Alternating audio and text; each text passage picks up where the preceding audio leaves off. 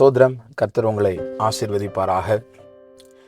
ஒரு சிலரை குறித்து யார்கிட்ட கேட்டாலும் என்ன பதில் சொல்லுவாங்கன்னா, ஐயோ அவங்களா, நீங்கள் எத்தனை தடவை ஃபோன் பண்ணுங்க, ஃபோனை எடுக்கவே மாட்டாங்க. எப்பா அவங்கள நீங்கள் கூப்பிட்டுட்டே இருங்களேன், பதில் சொல்லவே மாட்டாங்க.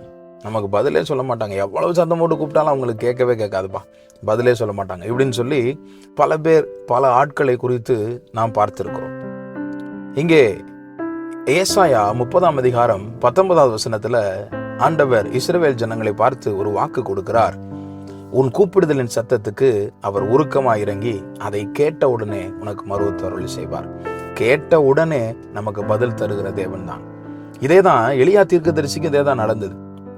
பால்கா தீர்க்கதரிசிகள் காலையிலிருந்து சாயங்காலம் வரைக்கும் தங்களுடைய தெய்வத்தை அந்த விக்கிரகத்துக்கு முன்னாக, அந்த சிலைக்கு முன்பதாக விழுந்து எங்களுக்கு பதில் சொல்லுங்கன்னு கூப்பிட்டு பார்க்குறாங்க, பதிலே இல்லை. ஆனால் நம்முடைய எலியா ஒரே ஒரு முறைதான் தேவனை அழைத்தார். ஆண்டவர் உடனடியாக அவருடைய சத்தத்திற்கு பதிலை தந்தார். பிரியமான தேவனுடைய பிள்ளைகளே, நீங்கள் ஆராதிக்கிற தேவன் நீங்கள் கூப்பிடுகிற சத்தத்தை கேட்ட உடனே உங்களுக்கு பதில் தருகிறவர். அவர் மனிதன் அல்ல உங்களுடைய அழைப்பை நிராகரிப்பதற்கு. அவர் மனிதன் அல்ல உங்களுடைய அழைப்பு தாமதமாய் அவரை போய் அடைவதற்கு. நீங்கள் கூப்பிட்ட உடனே உங்களுக்கு பதில் தருகிற தெய்வனைத்தான் நீங்கள் ஆராதிக்கிறீர்கள். தளர்ந்து போகாமல் தைரியமாயிருங்கள். உங்கள் சத்தத்தை கேட்ட உடனே உங்களுக்கு பதில் தருவார். ஆமென்.